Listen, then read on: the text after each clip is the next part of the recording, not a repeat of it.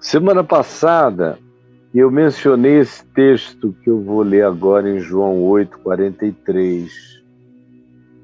João 8:43, um verso só. E ele diz assim: qual a razão por que não compreendeis a minha linguagem? É porque sois incapazes de ouvir a minha palavra. E eu falei bastante a respeito disso. No contexto imediato, ele segue no verso 44, dizendo: vós sois do diabo, que é vosso pai, e quereis satisfazer-lhe os desejos. Ele foi homicida desde o princípio, jamais firmou na verdade, porque nele não há verdade. Quando ele profere a mentira, fala do que lhe é próprio, porque é mentiroso e pai da mentira. Isso eu falei a respeito mais de uma vez na semana passada. Eu dei uma entrada aqui nesse sois filhos do diabo. Nesse contexto imediato, Jesus está dizendo que a incapacidade deles de ouvirem a palavra, de ouvirem o evangelho, é porque eles tinham uma relação mais profunda do que de concubinato com as forças da perversão da luz na mente humana. Eles tinham uma filiação, eles inconscientemente foram desenvolvendo um vínculo que Jesus diagnostica como diabólico, porque eles ficaram cheios de mentira, da hipocrisia. A hipocrisia gera mentira.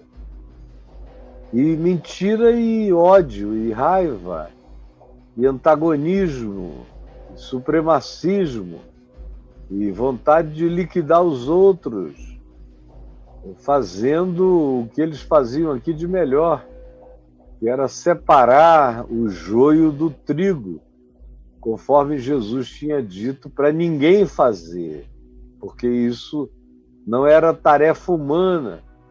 E se fizesse algo assim, se pecaria, se blasfemaria contra a alma do próximo, porque Jesus disse que nenhum humano está preparado para dizer quem é quem, para se meter nessas dimensões que estão para além das nossas compreensões, e que Jesus disse que as suas soluções serão trazidas pelo discernimento celestial. Ele disse que naquele dia ele enviará anjos que separarão o joio do trigo. Agora não, mas é o que nós mais fazemos, e é aquilo que nós convencionamos chamar de igreja, as agremiações religiosas institucionalizadas, mais fazem. Mas não é o caso. Hoje, além de afirmar isso de novo, que tem a sua correspondência em 2 Coríntios 4, quando Paulo diz que o príncipe deste mundo, que é o diabo, cega o entendimento dos incrédulos para não darem crédito à verdade. Quem são os incrédulos? Você já vai logo aí na sua precipitação pensando que Paulo está falando dos habitantes de Corinto que não iam à igreja, que não tinham sido batizados. Esses eram os incrédulos. Não, meu querido bobinho, bobinha.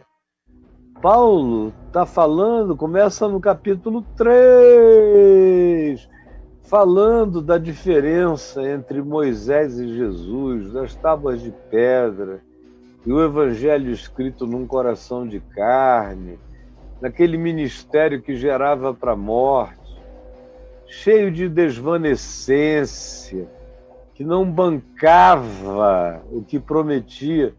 Por isso a própria cara de Moisés, que um dia resplandeceu, ficou coberta por um véu, não porque ainda houvesse luz no rosto dele, o fenômeno radioativo acabou, mas o véu continuou. E por quê? Para encobrir o significado da desvanecência daquele ministério das leis de pedra, Paulo diz. Leia, não sou eu que estou ensinando isso, não. A culpa é de Paulo, se você quiser. Eu não costumo transferir. A culpa não é dele, não, é minha, porque eu creio naquilo tanto quanto eu. Mas foi ele que disse, eu repito, com a alegria comprometida de quem diz, é minha a culpa também. Pois bem, é nesse ambiente de chafurdamento na religião, de impregnação religiosa, de cognitividade obscurecida, com um véu na frente, é que Paulo diz o que estava acontecendo. Ele disse, se nosso evangelho está encoberto, é para os que se perdem que está encoberto.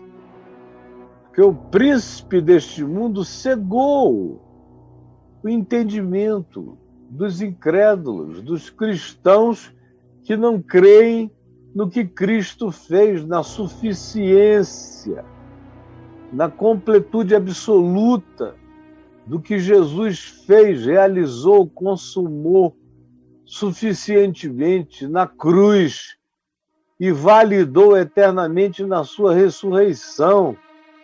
Esses são os incrédulos que estão todo dia se apresentando como discípulos, vivendo outra coisa e não admitindo lá no fundo do coração isso, porque eles vivem de maneira contrária, frequentemente se põem de modo antagônico.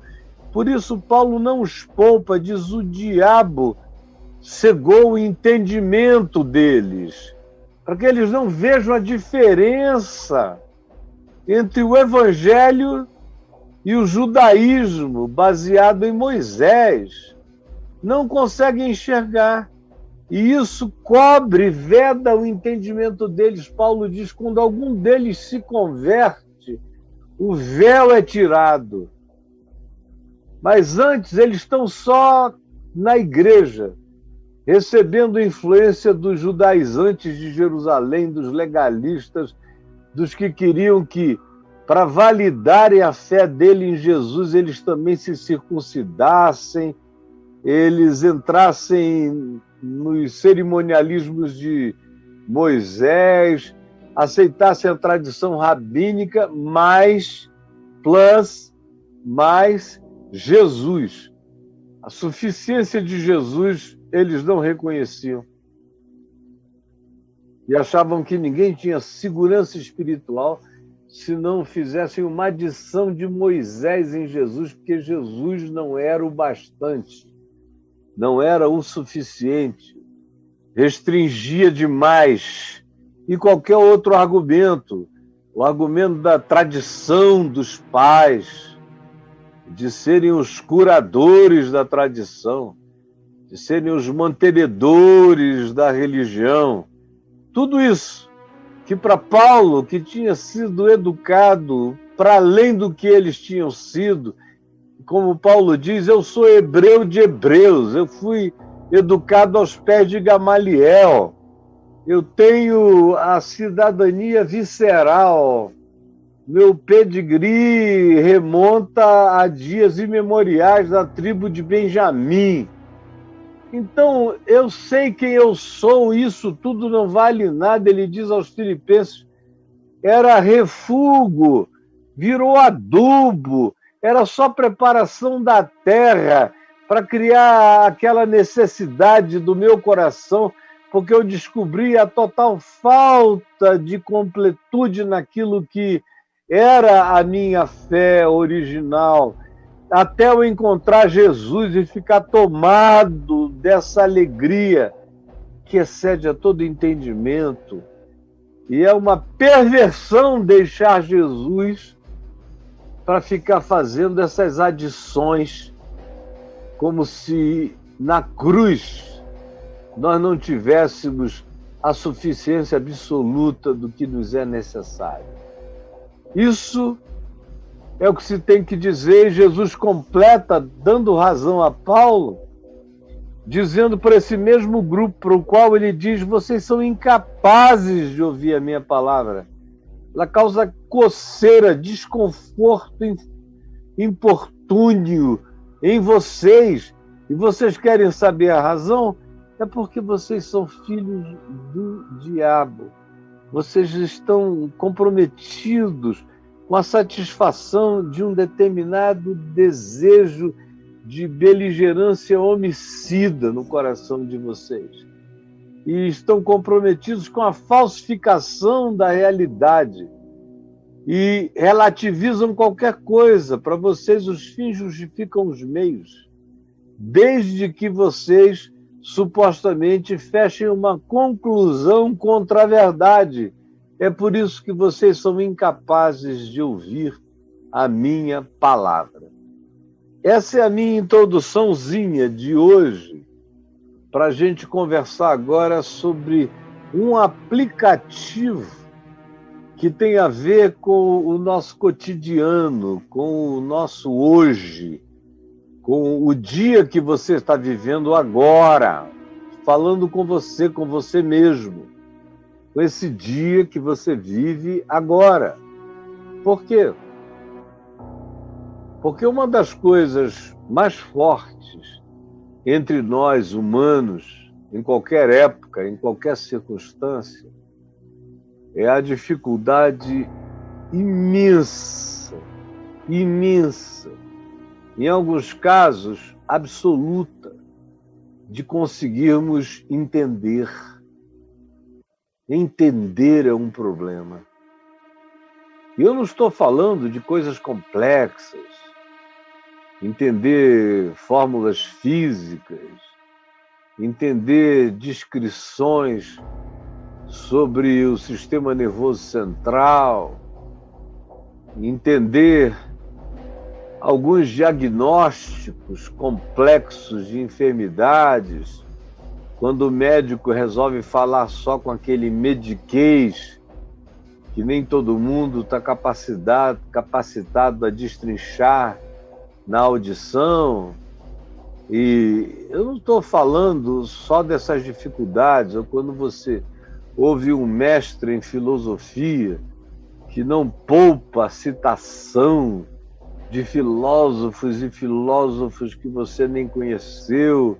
No ano 647, fulano disse isso, aí cita. Aí você fica perdido e não consegue entender direito. Não estou falando disso. Ou quando a gente entra numa espécie de teologuês e começa a falar sobre a predestinação, o livre-arbítrio, o choque, o conflito, o dilema, o que é o quê. Aí começa a criar um nó na sua cabeça que diz: meu Deus, eu não estou entendendo mais nada. E é para não entender mais nada mesmo, porque a defesa de qualquer dessas teses é incompreensível. Se você forçá-las, elas não chegam a um final feliz. Elas param sempre antes de você apertá-las até o fim.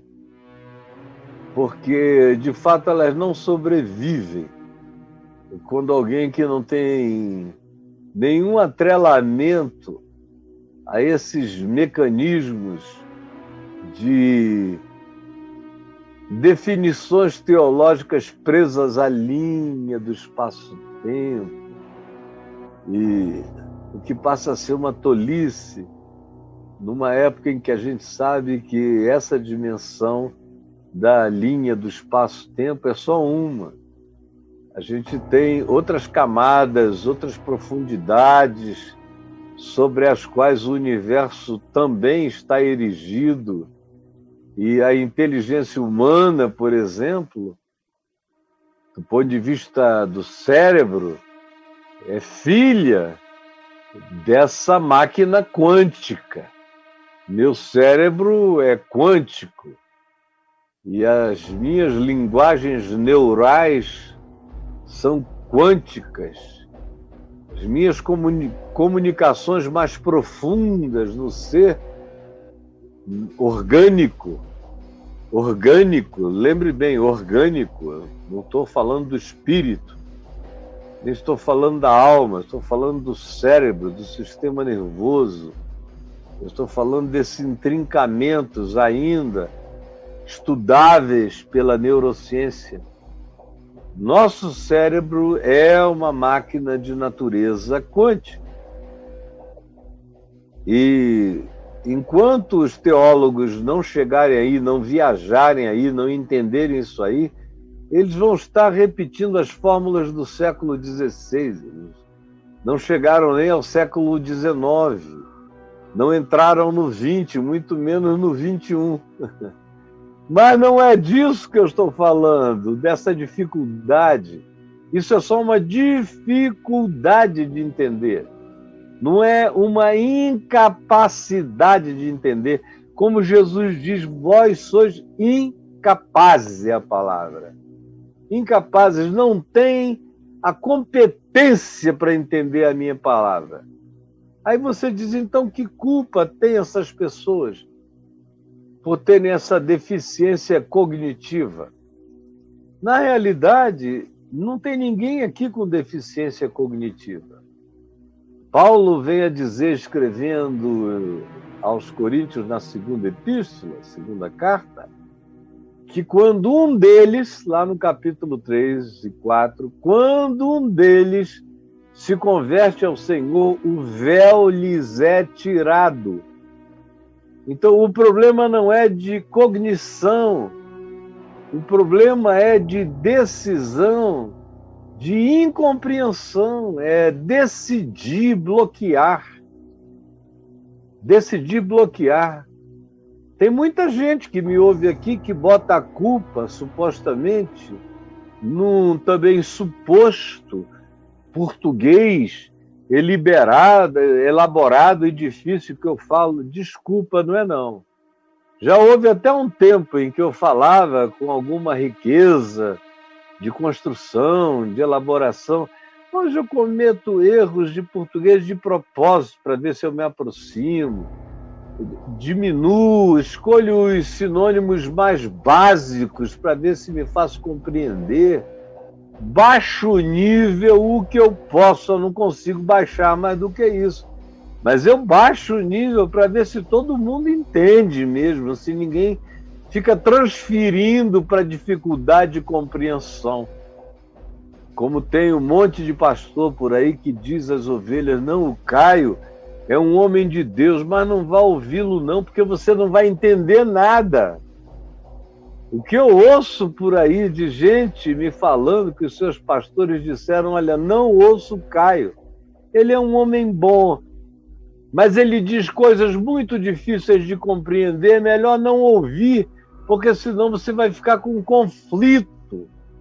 Aí tem um monte de gente apavorada que ouve o conselho pastoral e não chega aqui. Até o dia que, num desespero, se aproximam e entendem tudo. Os filhos de vocês entendem, os adolescentes, os jovens, todo mundo entende se quiser. Quem quer, entende. Quem não quer, não entende.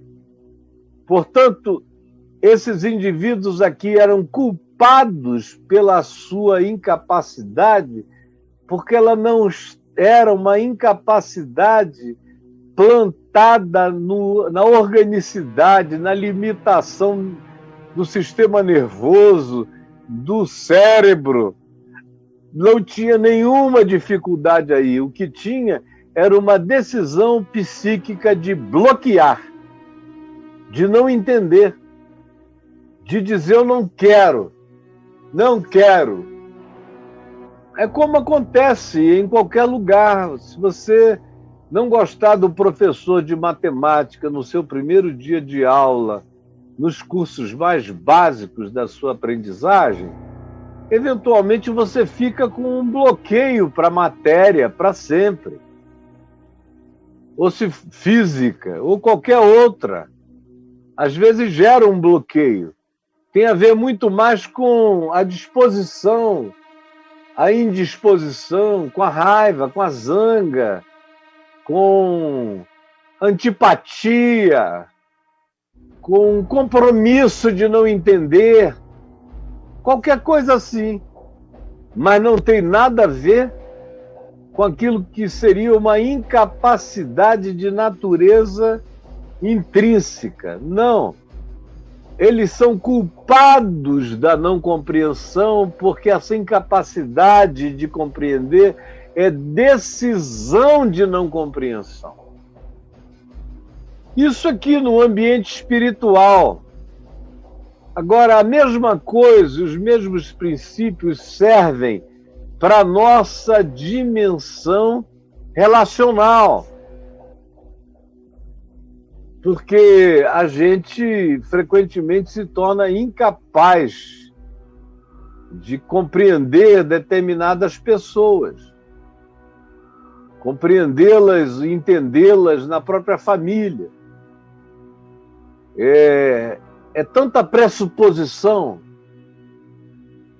é tanto argumento criado no silêncio da promotoria contra o réu,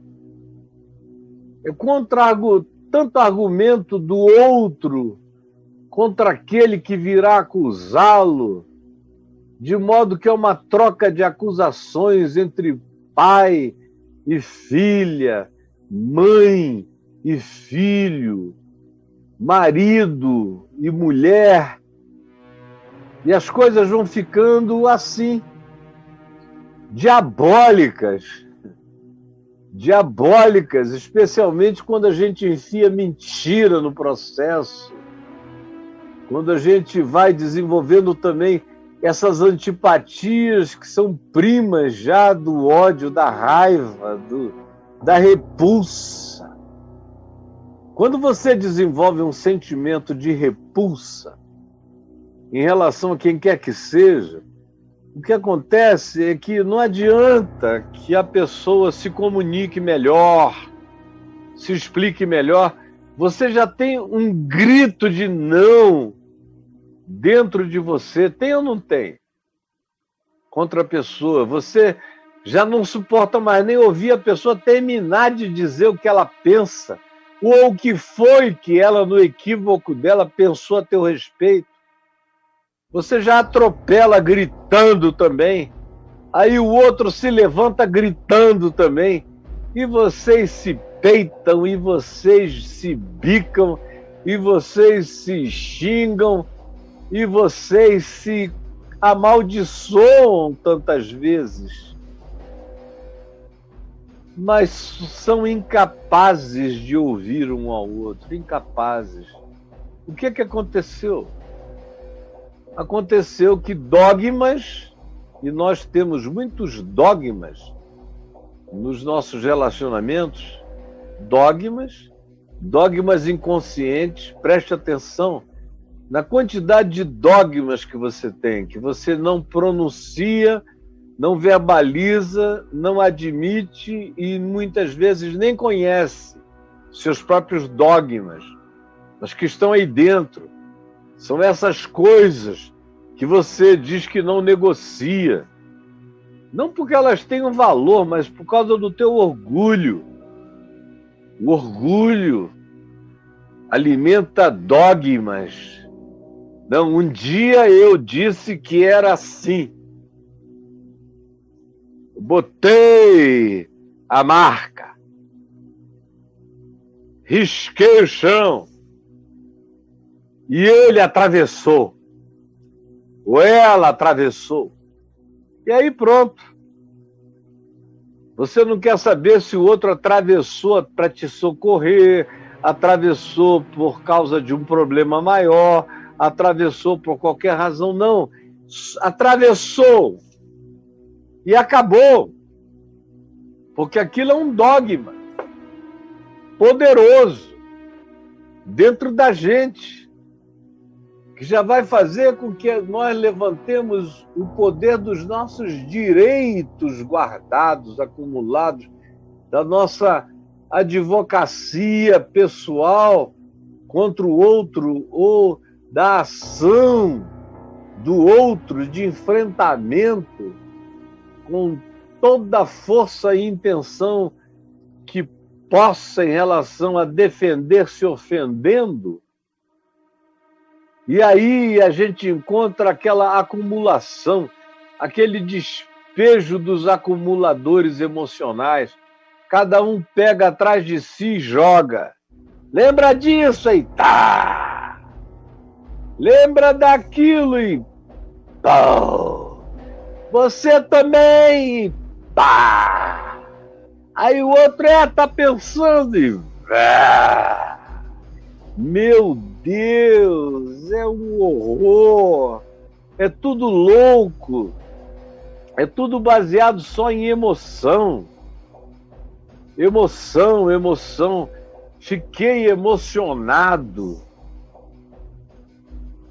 Oh, mexeu comigo. Aí mexeu comigo, eu jogo pedra. Mexeu comigo também é demais, está abusando.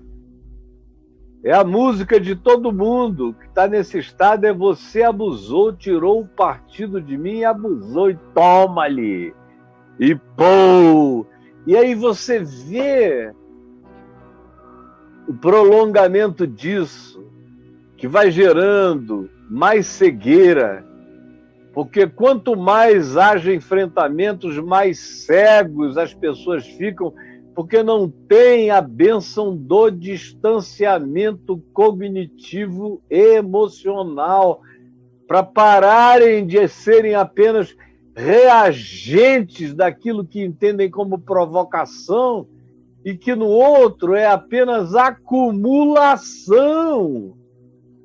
de coisas, e tudo habita um mundo de subjetividades. A realidade em si vai ficando bem menor do que o encontro das mágoas, das memórias magoadas, das evocações de acontecimentos passados que machucaram, e às vezes um não sabe que machucou o outro, mas cada um ficou machucado com a sua machucadura, e num determinado dia, numa determinada hora, explode, bum, bum, incendeia. E é incêndio e queima tudo, e a língua, como diz Tiago, é cheia de chispas, de incêndio. A língua é uma miséria, é uma desgraça, quando ela não é dedicada à sabedoria, ao senhorio de Cristo, à obediência, ao silêncio da verdade. Mas, ao contrário, ela se entrega à compulsividade responsiva. Ela se torna uma incendiadora. E ninguém consegue parar. Os incendiários continuam chispando. E a relação já está toda seca, igual um cerrado, um Pantanal. Qualquer coisa que cai ali deflagra um incêndio. Qualquer que seja a fagulha põe a perder uma floresta, um bioma que se construiu durante anos, tempos, a vida. Agora, de repente, se vai lá e se queima tudo. Tudo. Isso está acontecendo hoje, está acontecendo sempre. E nessa pandemia também. As estatísticas já nos mostram que houve um aumento de 36% a 40% nos divórcios nessa pandemia, e boa parte daquilo que provocou isso foi espaço pequeno, acumulação amargurada e choque, onde cada um estava coberto de razões patrocinadas, apadrinhadas pela amargura. Quanto mais amargura, mais contaminação relacional. Quanto mais amargura, menos capacidade cognitiva de interpretar corretamente a realidade. Tudo se exacerba, tudo aumenta, tudo cresce. É a gruta de Platão, é só sombra projetada. E todo mundo crente que está lidando com a realidade. Tem até o argumento da realidade, baseado no que deflagra os desencontros imediatos. Não, foi porque você não me passou a bandeja de frutas. E você levou não sei quanto tempo, de propósito, ouvindo outros, ao invés de me passar a bandeja. Aí o outro diz, não, eu demorei a te passar a bandeja porque eu te chamei não sei quantos minutos e você não veio, só veio na hora que quis, eu fiz essa comida que esfriou. Aí cada um acusa o outro de uma suposta realidade objetiva, quando na realidade, se eles estivessem bem, alegres, felizes e cheios de carinho um pelo outro, nada disso sofreria registro, ainda que acontecesse com essa construção de cenário, não sofreria registro, porque a interpretação não seria negativa, nem a motivação de quem fez teria sido também vingativa, nada estaria em processo.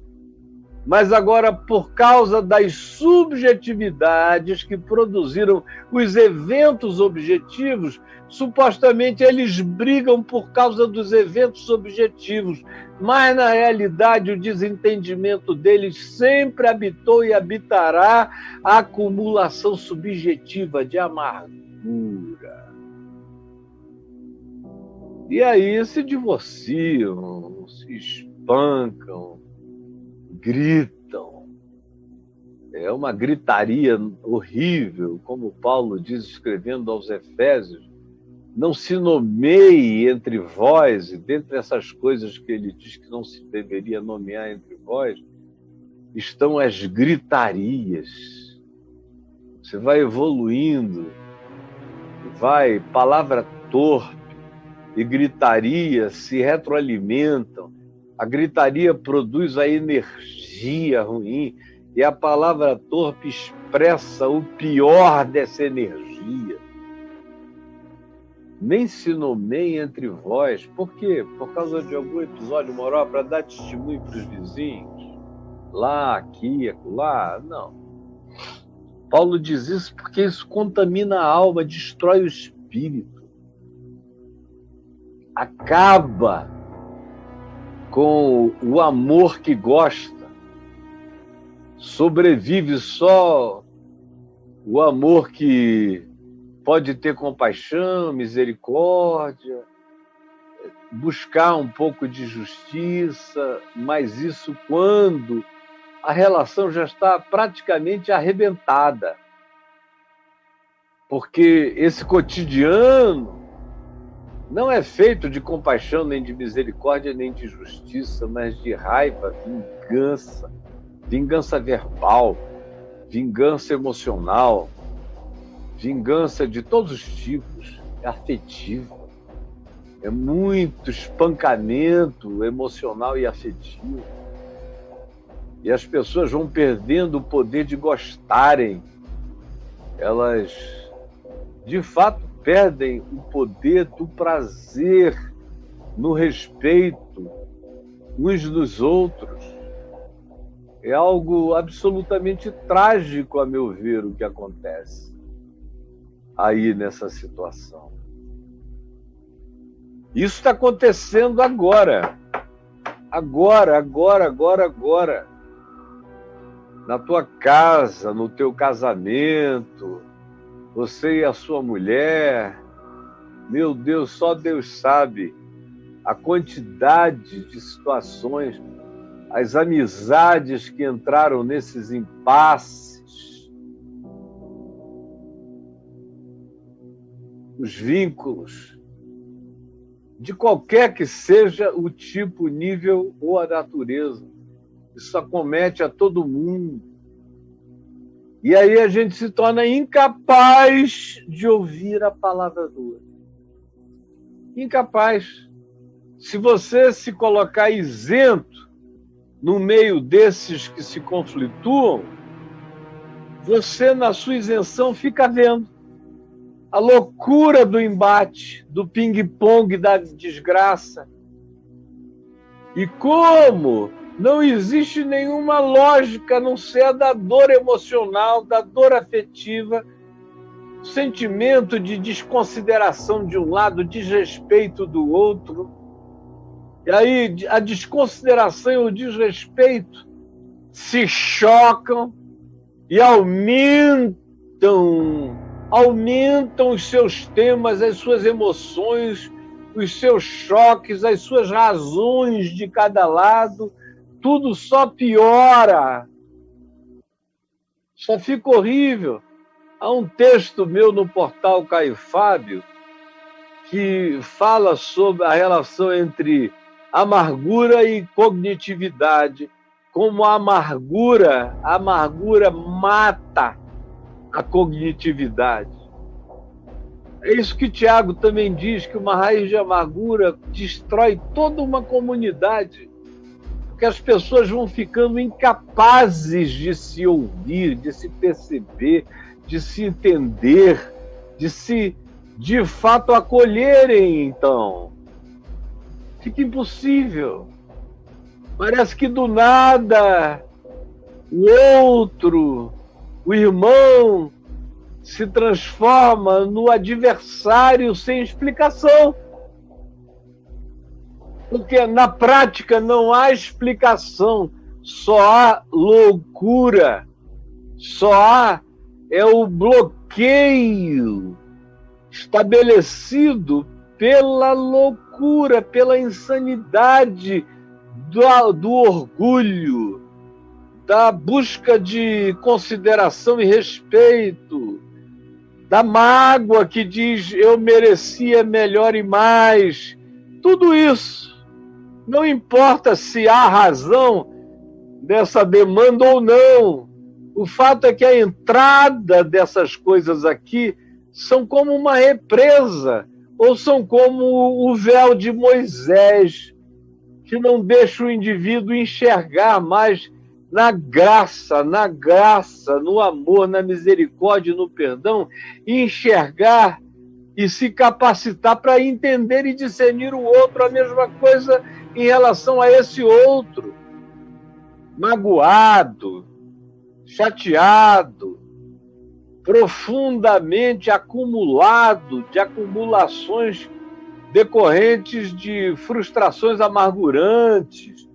Tudo isso bloqueia do mesmo modo, de tal forma que quando você tem dois cegos brigando, dois cegos e surdos brigando, são dois cegos, surdos e mudos, porque eles são mudos para o entendimento do outro. Tudo que eles dizem, o outro não ouve e não entende. Tudo que o outro diz, eles também não ouvem e não entendem, porque há um bloqueio maligno. Maligno, a palavra que tem que ser usada é esta, maligno. É um véu maligno. Em 2 Coríntios 3 e 4, Paulo diz que esse véu foi posto pelo diabo, por aquele que quer dividir, diabolos, divisor.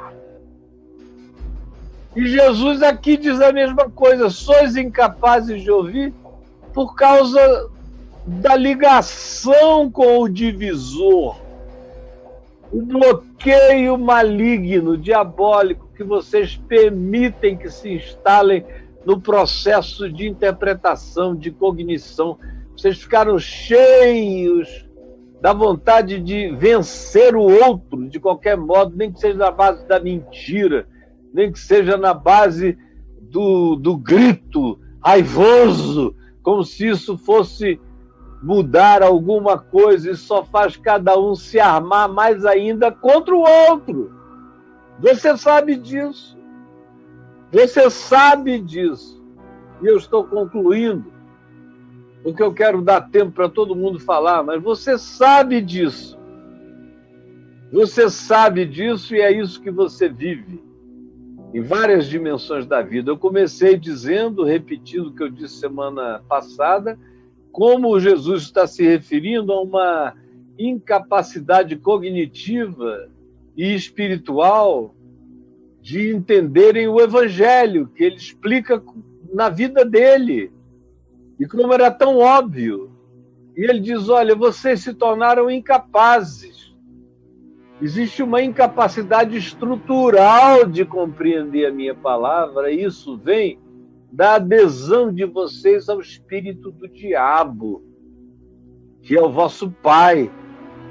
Vocês se colocaram com essa atitude sob a paternidade maligna. E aí isso só piora, isso só cresce. E vocês estão ficando até com vontade de me matar, de tanto que vocês me rejeitam. E não há nenhuma lógica nessa rejeição, porque tudo o que eu digo não tem o menor poder de ser contestado, e tudo que eu faço não tem o menor ensejo a ser dado para que alguém venha e deturpe o que está sendo feito. Nem o falado, nem o feito, mas vocês se tornaram incapazes de chegar aí porque vocês esbarram nas subjetividades interpretativas, cognitivas, e não vão adiante. E como eu disse, isso também serve para qualquer nível de aprendizagem. Se você bloqueia por causa da raiva, eu não gosto do professor, não gosto da matéria, não gosto do tempo em que me foi dado, não gosto, eu queria estudar isso de manhã, não à tarde ou à noite, não gosto de tudo isso. Toda vez que você diz que não gosta de algo, você também diz que você não vai compreender isso. Você não vai discernir. E você se tornou um indivíduo aleijado cognitivamente em relação àquilo. Seja o Evangelho ou seja qualquer coisa. E aí eu trouxe isso direto para as nossas relações pessoais, onde o mesmo acontece. E acontece não sem a interferência também do diabolos, do divisor, que adora se interpor e aumentar os fossos de separação entre você de um lado e o seu irmão, entre você e o seu irmão, entre você e o seu irmão, entre vocês. Irmão mulher, irmão marido, irmão filho, filha, irmão na fé, irmão próximo na vida. Enfim, a gente às vezes só vai crescendo enquanto vive a nossa incapacidade cognitiva. Eu quero te perguntar, à medida em que você vive, você está ficando pior de compreensão? Ou você só consegue compreender aqueles que são unânimes em relação a você? Você perdeu a capacidade de compreender o diferente, a opinião diversa, até contrária. Mesmo que você não aceite, você todavia tem a paciência de ouvir em silêncio, compreender, tentar ver o que está por trás daquilo. Qual é aquela dor? Qual é a fraqueza, a insegurança, o vício de hábitos, de comportamento que levou a pessoa a tomar aquela posição? Qual é o medo que está por trás da posição dela? Quais são os pânicos?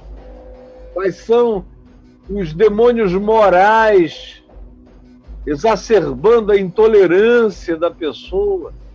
Você tem essa capacidade de fazer isso? Somente os que fazem isso não ficam enlaçados pelo diabo no processo relacional.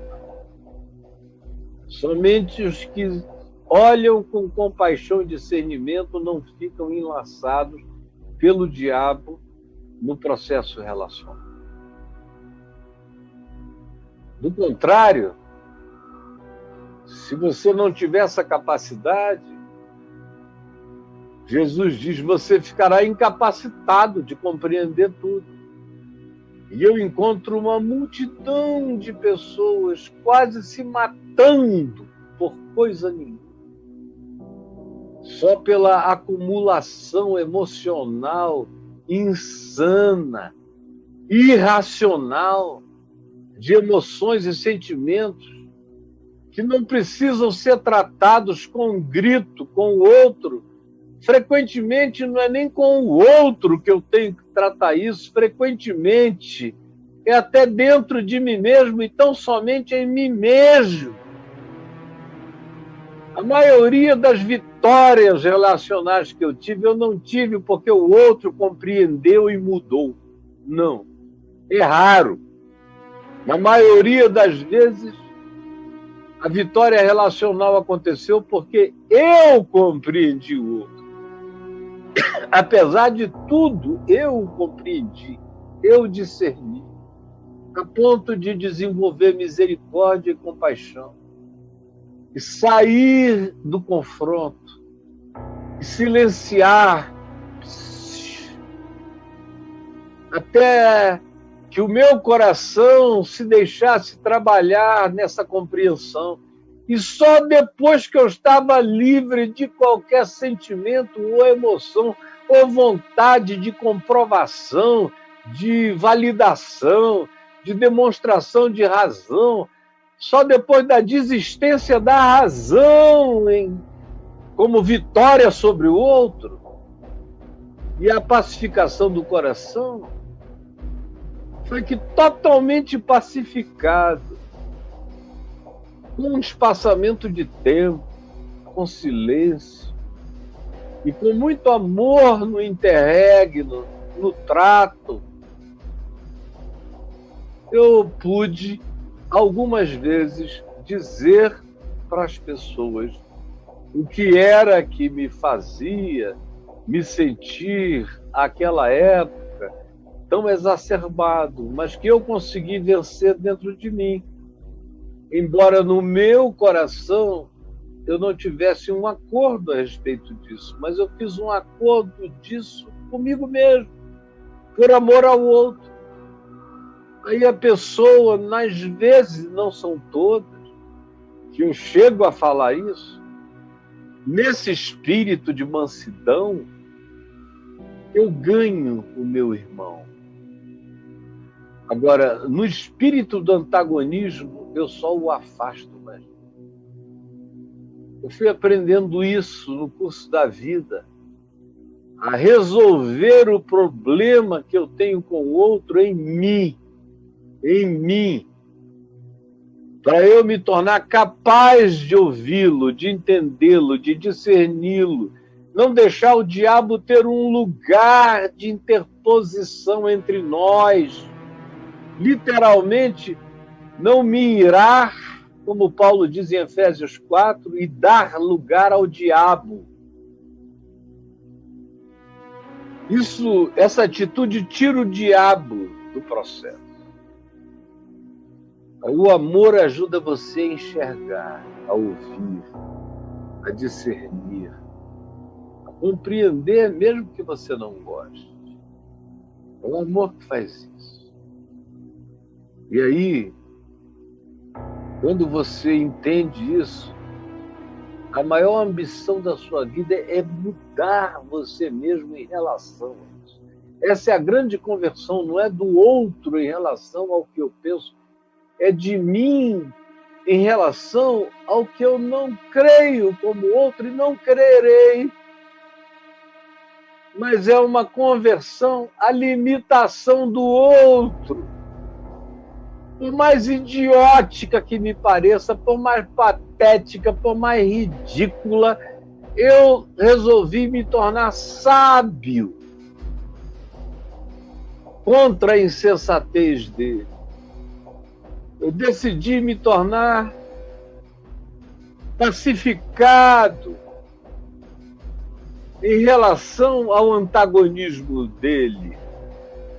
Eu resolvi dar razão à paz contra a busca de razão das minhas razões, que quanto mais sejam buscadas, tanto mais eu e o meu próximo nos afastaremos, porque nas razões de cada um cresce o fosso das nossas separações. Razões que não acabam com fossos, mas aprofundam os fossos, não são boas razões. São razões da lógica, mas não são razões da sabedoria, da sensatez, da misericórdia, da compaixão, da reverência.